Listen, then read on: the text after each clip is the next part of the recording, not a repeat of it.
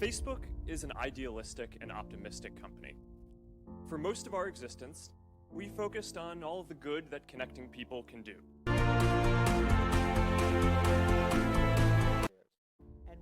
we compound the problem, right? We curate our lives around this perceived sense of perfection because we get rewarded in these short-term signals, hearts, likes, thumbs up, and we conflate that with value and we conflate it with truth.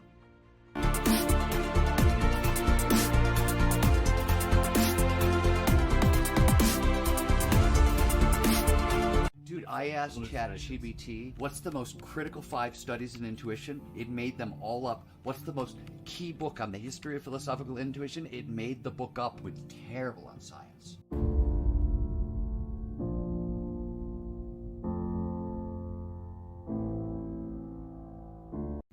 But it's incredibly useful as a creative because it's wrong in interesting ways.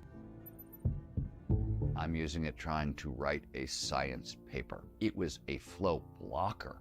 When I first started working with it and I realized how wrong the information could be, I went back to it recently with the hope of using it to try to structure a novel. I don't have any ideas for the structure. I've got like 17 different things that may work. You can start asking ChatGPT questions. How does this relate to this?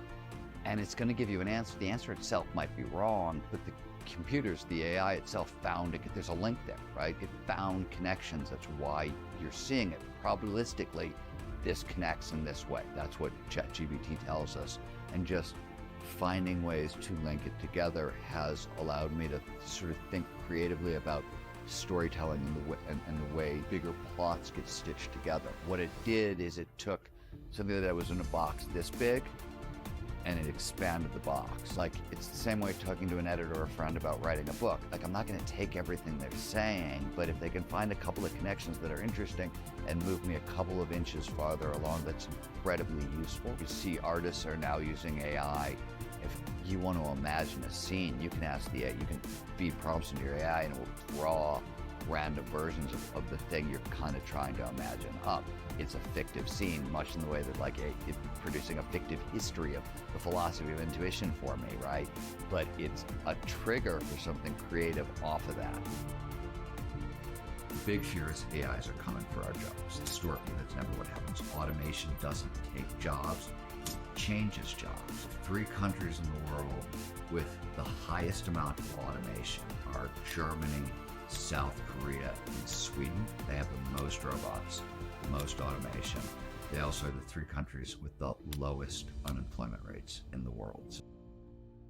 And instead what it really is fake, brittle popularity. That's short-term and that leaves you even more, and admit it, vacant and empty before you did it. Because then it forces you into this vicious cycle where you're like, what's the next thing I need to do now? Because I need it back. Think about that compounded by 2 billion people. And then think about how people react then to the perceptions of others. It's really bad. It's really, really bad. It sounds like you're taking deep personal responsibility also in being part of it. And as Facebook has grown, people everywhere have gotten a powerful new tool for staying connected to the people they love, for making their voices heard, and for building communities and businesses. But it's clear now that we didn't do enough to prevent these tools from being used for harm as well.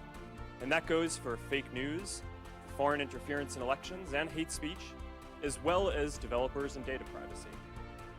We didn't take a broad enough view of our responsibility, and that was a big mistake. And it was my mistake, and I'm sorry.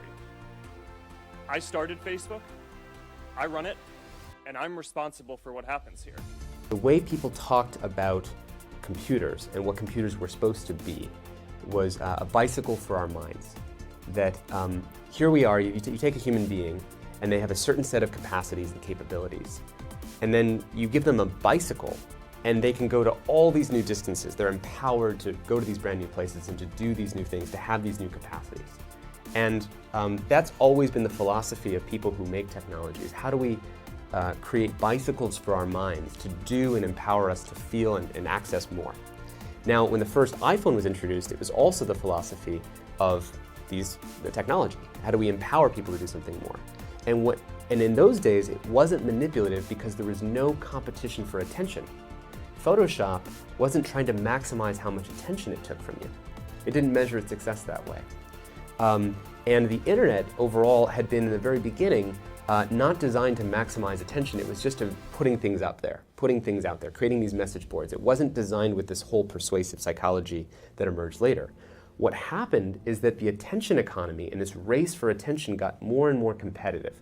And the more competitive it got to get people's attention on, say, a news website, the more they need to add these design principles, these more manipulative design tactics, as ways of holding on to your attention. And so YouTube goes from being a more neutral, honest tool of just here's a video to, oh, do you want to see these other videos? And oh, do you want to autoplay the next video? And oh, do you want to, here's some notifications. These products start to look and feel more like media that's about maximizing consumption and less like bicycles for our minds. And I think that's such a subtle and important thing to recognize, is that more and more of technology is really not on our team to help us spend our time the way we want to. It's more on the team of maximizing how much time we spend on the screen. Right now, the only way to succeed in the App Store is by proving you're really good at getting people's attention. And so by making attention the currency of success, it forces all of these good-hearted, good-intentioned people who make apps or make media sites to do things that they don't want to do just because they have to get attention. You have meditation apps that have to send you all these notifications and add streaks and do all this gamey stuff just to get you to use it the most, as opposed to having the phone itself recognize that there's parts of your life where meditation might want to be at the top of the list for you because you're defining that. And so that meditation app could win for the right reasons and not for the wrong reasons. So we always worry about new technologies when they first appear. You know, when people started bringing out the newspapers on the subway, people worried, oh my God, people are going to stop talking to each other on the subway. How this happened was actually somewhat random. You know, social media first came onto my radar when I was at college, my sophomore year of college. This is when Facebook arrived at our campus. And at the time, which was right after the first .com bust, I had a dorm room business. I had to shut it down in the bust. And then suddenly this other kid from Harvard named Mark had this product called Facebook, and people were getting excited about it.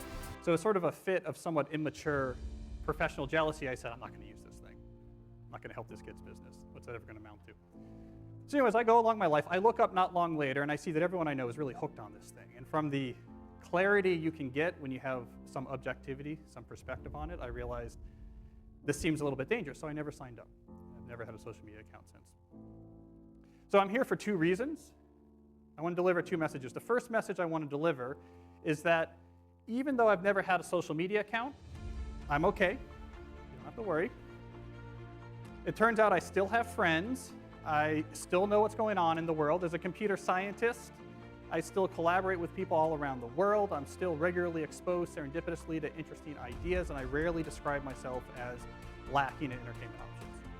So I've been okay, but I'd go even farther. I'd go even farther and say not only am I okay without social media, but I think I'm actually better off. I think I'm happier.